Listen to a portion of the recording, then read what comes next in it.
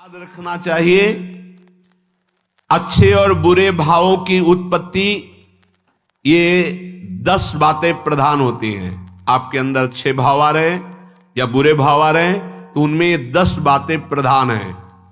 पहला, स्थान। आप कहां बैठे हैं, कहां रह रहे हैं, किस जगह खड़े हैं, आपको स्थान देख करके ही बर्ताव में उतरना है। जैसे मदिरालय है, आप वहां खड़े होंगे तो तमोगुण अपने आप बढ़ने लगेगा, आसुरी प्रवृत्ति बढ़ने लगेगी। ऐसे ऐसे जिस स्थान पर खड़े होने से, देखने से, बात करने से हमारी वृत्ति बिगड़ रही, उस स्थान का तत्काल त्याग कर देना चाहिए, वहां से हट जाना चाहिए। पहला है स्थान। जैसे सत्संग, यमुना जी का एकांतिक पावन तट, किसी लता के नीचे, किसी संत भगवान के सानिध्य में, अब हमारा ये स्थान भजन वृत्ति बढ़ाएगा। उस व्यक्ति का घर जिसके पास जाने से वासनाएं बढ़ रही, उस स्थान में जहां दृश्य देखने से हमारे अंदर गंदी बातें आ रही, पहला है स्थान। दूसरा है अन्न। बहुत बड़ा प्रभाव अन्न का होता है। अगर अधर्म के द्वारा कमाया हुआ अन्न है तो बुद्धि अधर्म में ही लगेगी। यदि भोजन पकाते समय, रसोई रांधते समय आप विकारात्मक चिंतन कर रहे हैं तो कोई भी प्रसाद पाए उसके अंदर विकार जागृत हो जाएगा। अन्न का बहुत बड़ा प्रभाव पड़ता है। एक बार पूज्य पाद उड़िया बाबा जी महाराज अपने परिकर के साथ भ्रमण में थे तो किसी बड़े धनी मानी ने निमंत्रण दिया, महाराज आज यहीं रुको।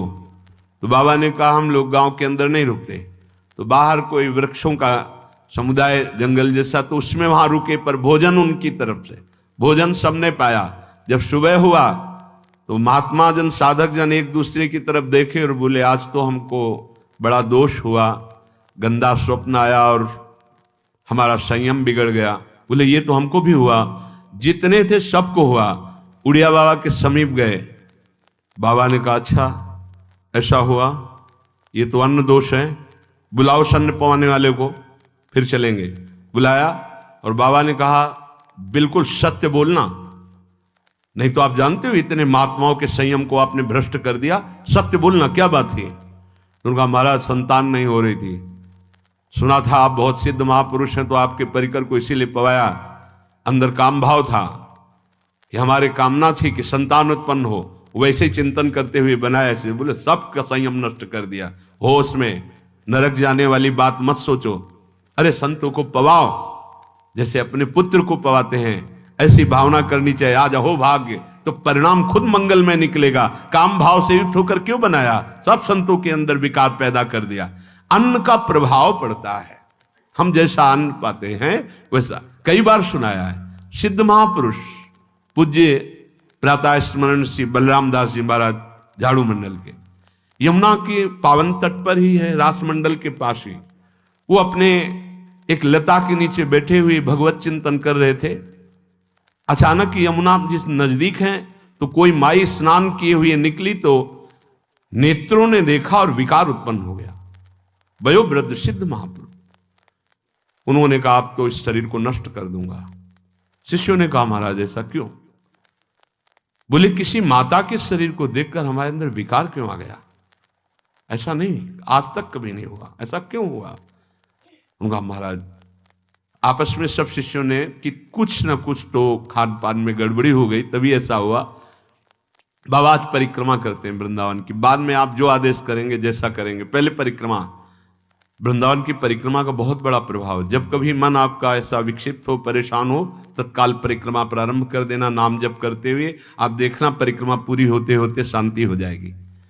बाबा ने खूब नाम कीर्तन करते हुए शिष्यों के साथ परिक्रमा दी, मन का विकार शांत हो गया। उनका ऐसा कैसे हो सकता है कि हमारे अंदर विकार आ गया।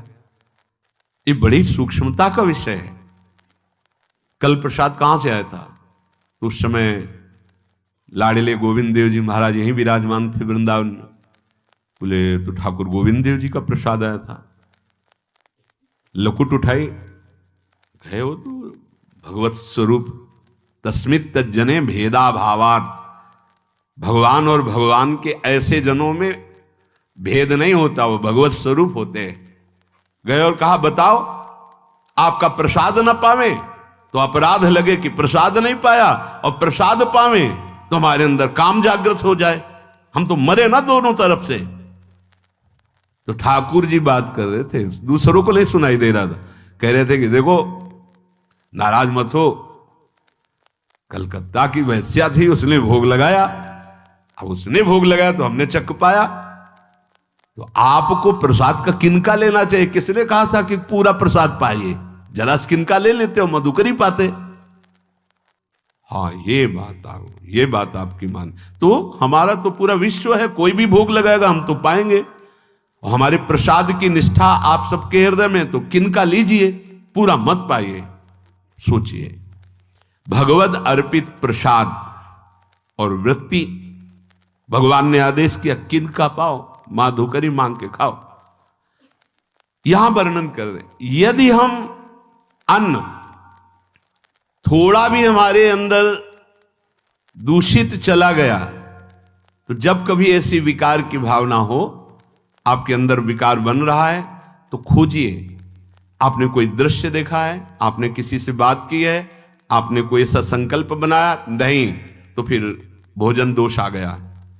अब आज उपवास कर दो, जब तक वो वृत्ति न नष्ट हो तब तक कुछ मत पाना, जल से काम चलाना, तो एक दिन एक पहर अपने आप शांत हो जाएगा।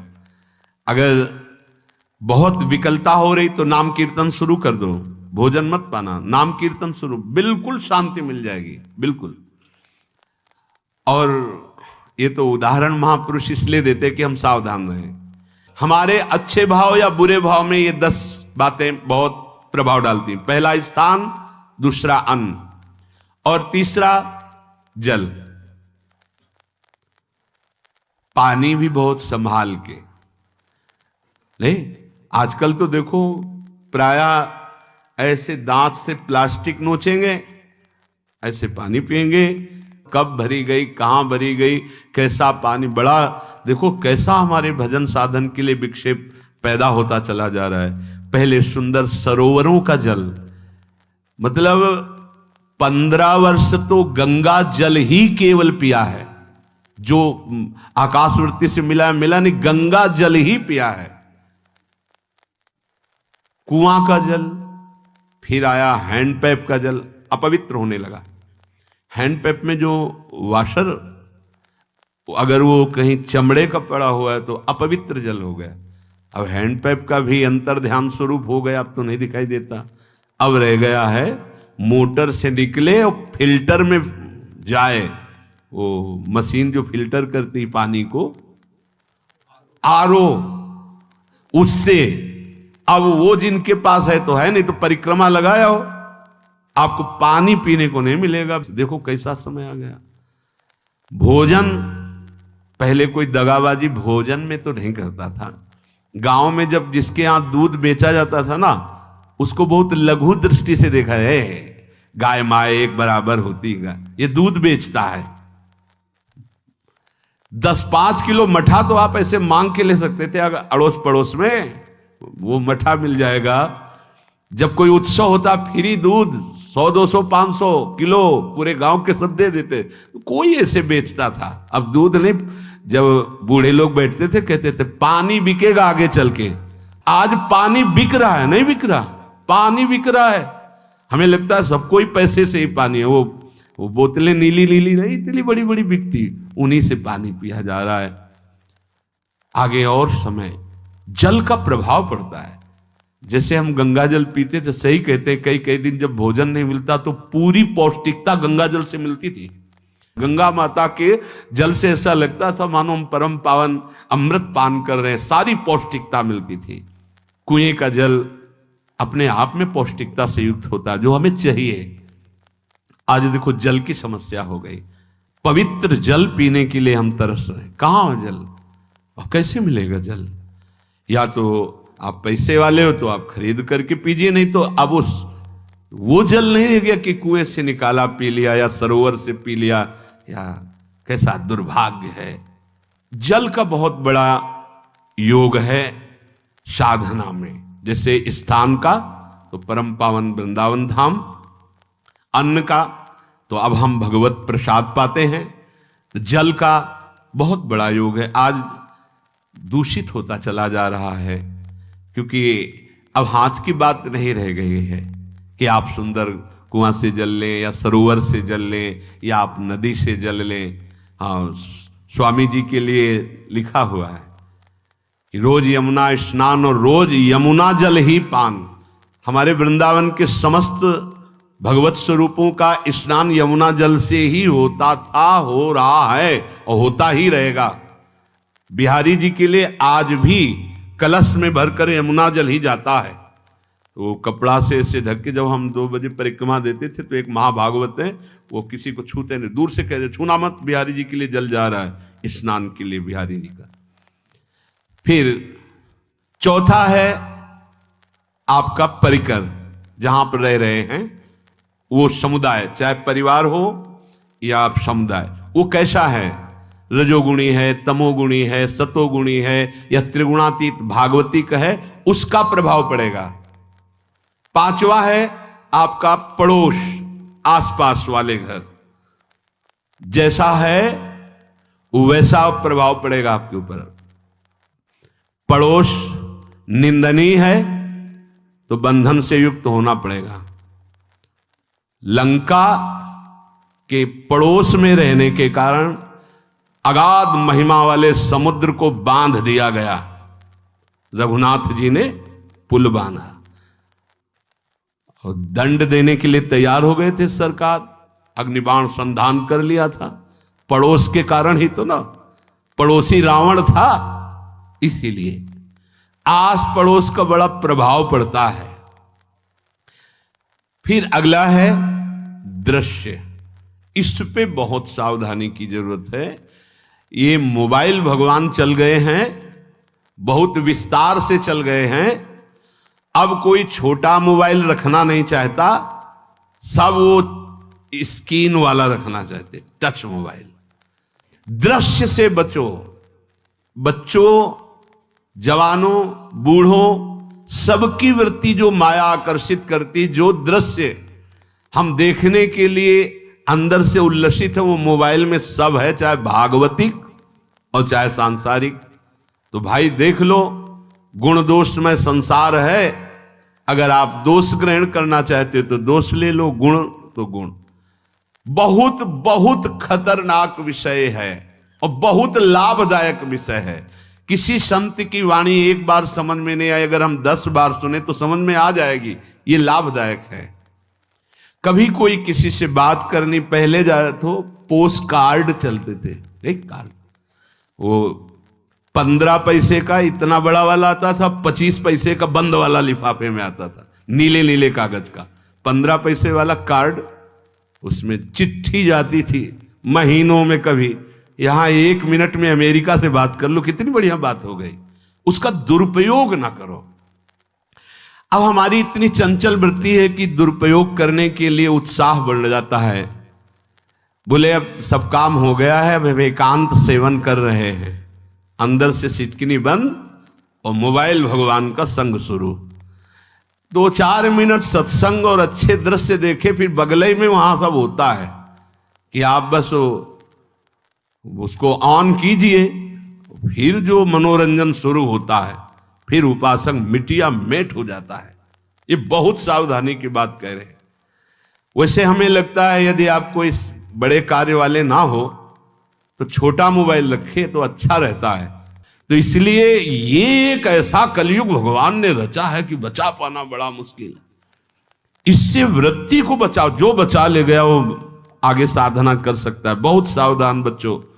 हमें लगता है यदि आपका मन चंचल हो, आपके शासन में ना हो, तो स्क्रीन वाला मोबाइल अपने माता पिता को दे देना चाहिए। और हम कहते रखो, छोटा वाला रखो, कभी कोई आपत्ति विपत्ति या सूचना देनी हो, बढ़िया काम करता है। जरूरी नहीं है इतना बड़ा लेके चलना।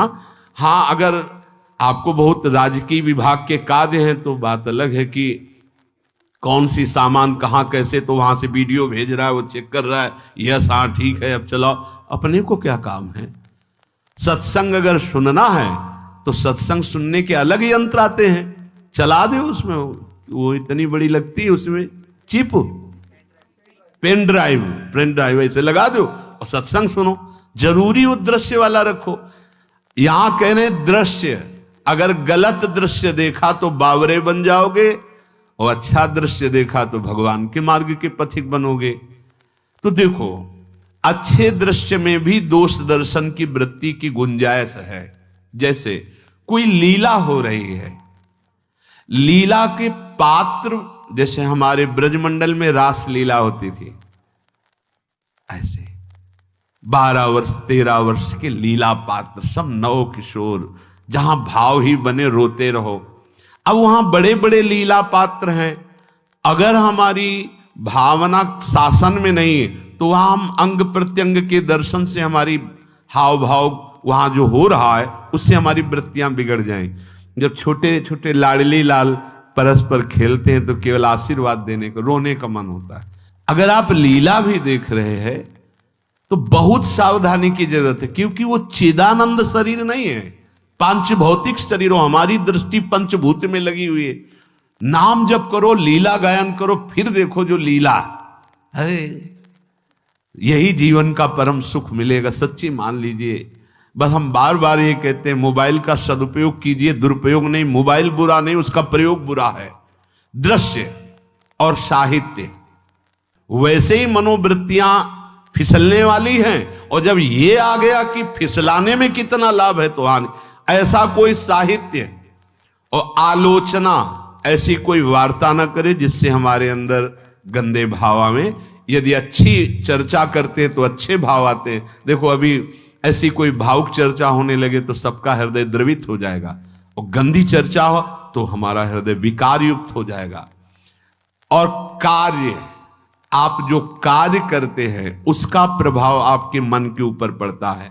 और उपासना, आप उपासना भोगों की करते हैं या योग की करते हैं, ये 10 से भाव बनते हैं और 10 से भाव बिगड़ते हैं। स्थान, अन्न, जल, परिवार, अड़ोस पड़ोस, दृश्य, साहित्य, आलोचना, आजीविका का कार्य और उपासना।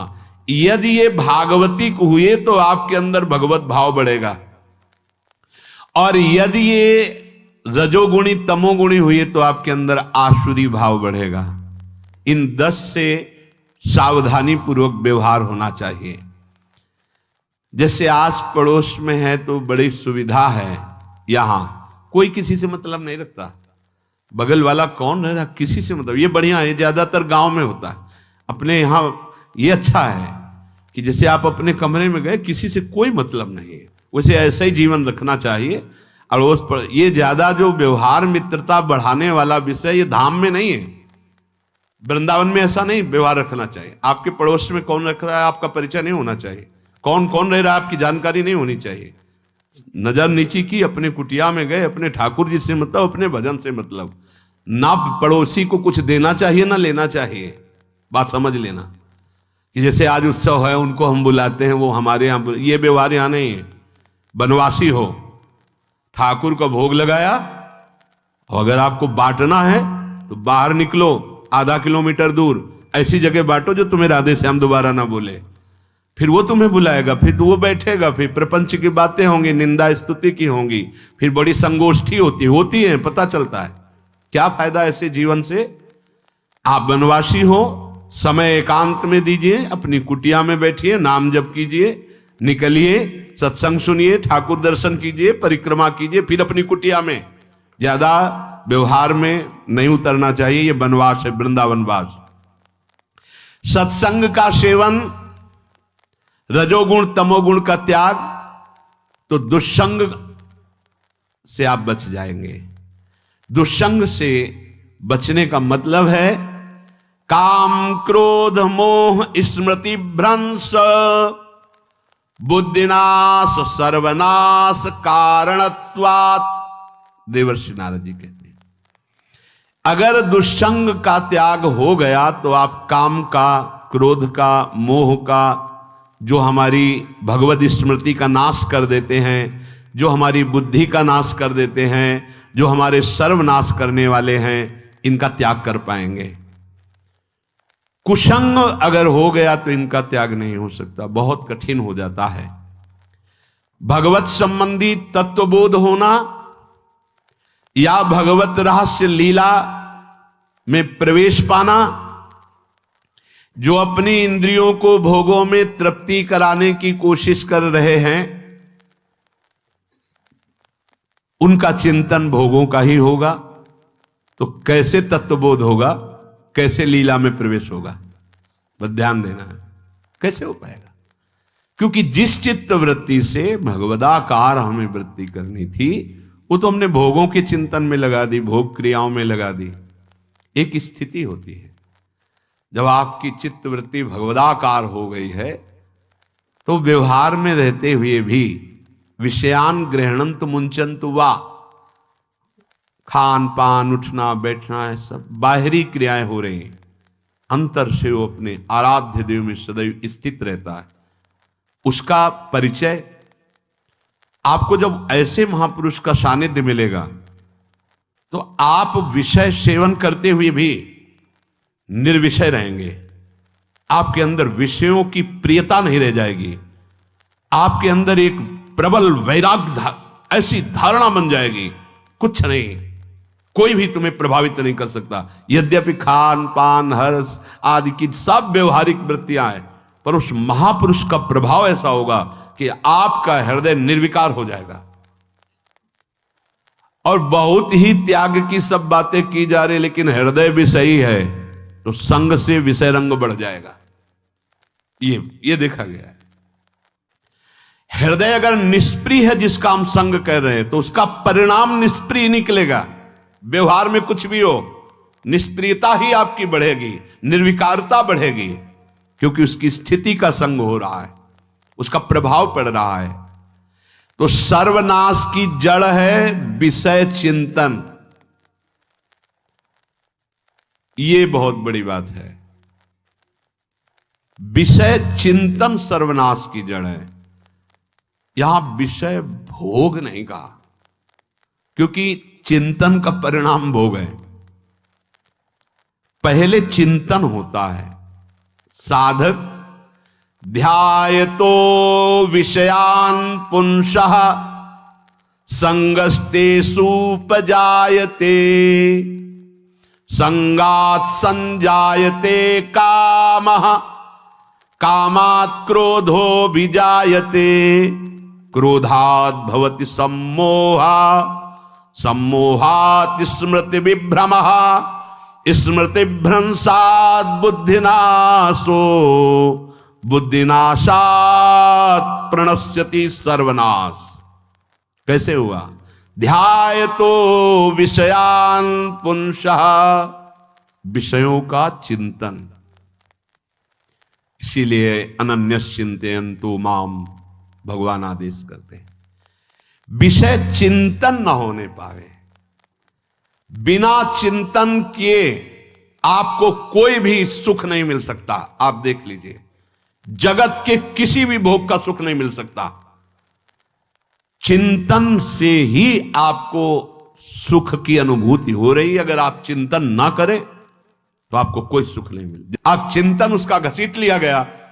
अगर सुख होता तो भोग में मिल जाता, नहीं मिला। क्यों? कि बोले चिंतन नहीं। किसी को किसी गाढ़ विषय के चिंतन में फंसा दे, फिर उसके सामने भोजन रख के खीर में नमक डाल दे, सब्जी में चीनी डाल दे और गाढ़ विषय में फंसा दे। तुम्हारा लड़का जो अकेला था, वो ऐसा ऐसा दुर्घटना हो गई, वो अस्पताल में, अब जल्दी से भोजन पाओ और निर्णय बताओ। वो बिल्कुल नहीं बता पाएगा कि खीर में नमक था, सब्जी में चीनी थी। उसका चिंतन वहां फंस गया। अगर ऐसे चिंतन हमारा प्रियाजू में फंस जाए तो संसार के सब क्रियाएं होते हुए भी वो परमहंस है, वो विदेह है। चिंतन, हम लोग चिंतन में चूक कर देते हैं तो फिर क्रियाओं में हमको बंधना पड़ता है। नहीं, सच्ची माने कोई भी क्रिया उसे बांध नहीं सकती। तो क्या जिनका भगवत चिंतन होता है वो असत क्रियाएं भी करते हैं क्या? तो बोले जब चिंतन ही नहीं तो असत क्रियाएं कैसे हो सकती है? पहले क्रिया के असत चिंतन होता है। आप देखना, कोई भी कार्य पहले चिंतन होता है। इसीलिए यहां कह रहे हैं ध्यायतो विषयान पुंसा संगस्तेषु उपजायते। पहले सबसे पहले विषय का चिंतन होता है। अगर विषय का चिंतन ना होने पावे तो आपको कोई फंसा ही नहीं सकता भोग, कोई भी भोग नहीं फंसा सकता। जहां विषयों का चिंतन हुआ तो संग की प्राप्ति, विषय भोग की प्रबल इच्छा, प्रबल आसक्ति, और वो जो चिंतन हुआ था वही आपको सुख दे रहा है। वही, वहां सुख नहीं है, आपके चिंतन का वहां सुख। जैसा चिंतन, अगर आपका चिंतन विक्षिप्त कर दिया जाए, एकाग्र ना होने पाओ, तो किसी में आपको सुख नहीं मिलेगा पक्का। अगर वही चिंतन सावई मना कृष्ण पदार विंदे हो तो कोई सुख है। गोपी जनों के पति भी हैं, पुत्र भी हैं, पूरे परिवार की सेवा करती हैं, और बड़े बड़े परमहंस उनकी चरण रज वंदना करते हैं। क्यों? क्योंकि उनका चिंतन भगवान का हो रहा है। एक भी वृत्ति शरीर चिंतन में नहीं, बलिहारी है। मुरारी पादार्पित चित्त वृत्ति। विषयों के चिंतन से विषयों में आसक्ति पैदा होती है। आसक्ति से विषय कामना की प्रबलता और क्रिया होती है, और क्रिया में बाधा पड़ने से क्रोध पैदा होता है। क्रोध से मूढ़ता छाती है, मूढ़ता से स्मृति भ्रमित हो जाती है, स्मृति भ्रंश से बुद्धिनाश होता है, और बुद्धिनाश ही सर्वनाश है। इसलिए चित्त का निरंतर अधिक समय तक सावधानी पूर्वक भगवन नाम में, भगवत लीला में, आप सब भगवत कृपा पात्र जन है, चिंतन न बिगड़ने पावे। होता क्या है कि क्रिया से तो हम सावधान है, समाज है, क्रिया से तो हम सावधान, क्योंकि समाज भी है, व्यवहार भी है सामने, लेकिन चिंतन तो कोई नहीं जान रहा ना, अंदर ही अंदर हम क्या चिंतन कर रहे हैं। तो साधक चूक कर बैठता है। देखो, बाहर चूक होगी तो उसका प्रायश्चित हो ही जाएगा, चार लोग निंदा करेंगे, पिटोगे, अपमानित होगे, प्रायश्चित। लेकिन अंदर जो हमारा गलत चिंतन हो रहा, पूरा का पूरा अंदर हृदय मलिन कर देगा, हमें उस बात का प्रायश्चित भी नहीं होगा, हमें जलन भी नहीं होगी कि हम गलत चिंतन कर रहे हैं, क्योंकि सावधान नहीं है। खास बात साधना में चिंतन संभालने की है। काम क्रोध मोह स्मृति भ्रंश बुद्धिनाश सर्वनाश कारणत्वात्, देवर्षि नारद जी कह रहे हैं। चित्त का जहां अधिक चिंतन होता है वही हमारी तन्मयता बन जाती है, वही हमारा स्वरूप होने लगता है। बोले बहुत कामी पुरुष है, बोले बहुत क्रोधी पुरुष है, बोले बहुत नीच पुरुष है, पूरा संबोधन होने लगा उसके लिए, क्योंकि वो उसी चिंतन से, वैसी क्रियाओं से। अरे बोले तो बड़े भगत हैं, भगवान के स्वरूप है साक्षात। जो हम अधिक चिंतन करते हैं वही क्रियान्वित होता है, जो क्रिया होती, चिंतन होती, वैसे हमारा स्वरूप बन जाता है, वैसे हमारी स्थिति हो जाती है।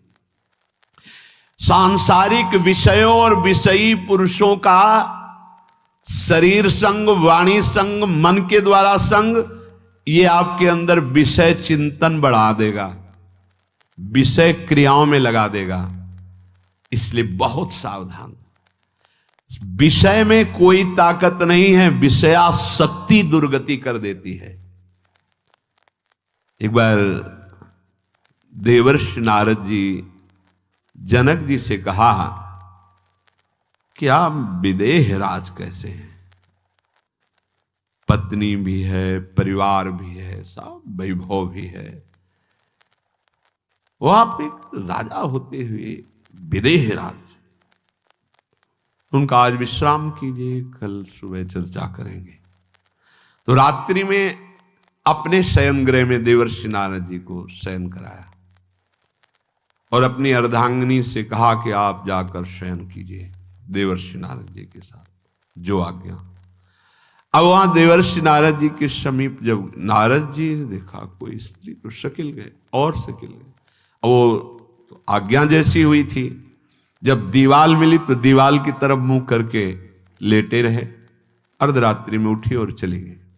देवर्षि नारद जी सुबह गए और कहा कि ये क्या मजाक था आपका, यदि आपको ऐसा ही व्यवहार करना था तो आप हमसे कह देते तो हम बाहर जाकर शयन करते, आपने ऐसा क्यों किया। क्या हुआ महाराज? जब हम वहां शयन कर रहे थे, कुछ रात्रि व्यतीत होने पर आपकी अर्धांगिनी आई और लेट गई सैया पे। उनको पता नहीं कि एक देव ऋषि के साथ ऐसा व्यवहार नहीं कर। फिर क्या हुआ महाराज? फिर हम और खेलते गए, फिर दीवाल मिली तो उधर मुंह करके फिर सो गए। तो तुमने स्त्री को दीवाल नहीं समझा, दीवाल को दीवाल समझा। यही आप में और हम में फर्क है। आपके लिए जैसे दीवाल निश्चिंतता का कारण है, ऐसे ही हमारे लिए स्त्री होते हुए भी वो दीवाल की तरह ही है, किंचन मात्र विकार उत्पन्न नहीं कर सकती। यही अंतर है। इसी बात से हमको विदेहराज कहते हैं। ये स्थिति अब कह दे स्त्री शरीर और दीवाल में क्या ज्ञान की विशेषता? वो जड़ है और चैतन्य नहीं। ये शरीर भी जड़ है, चैतन्य आत्म तत्व है। पंचभूतों से दीवाल बनी है। अग्नि तत्व से ईंट पकाई गई है। पृथ्वी तत्व तो है ही, पृथ्वी तत्व में जल मिलाकर उसको आकार दिया गया है। वायु तत्व ने उसे सुखाया है, अग्नि तत्व ने पकाया है, और शब्द आकाश तत्व है। 5 भूतों से वो बना, 5 भूतों से बना है। सच्चा ज्ञान ये कि इसमें और दीवाल में कोई अंतर नहीं।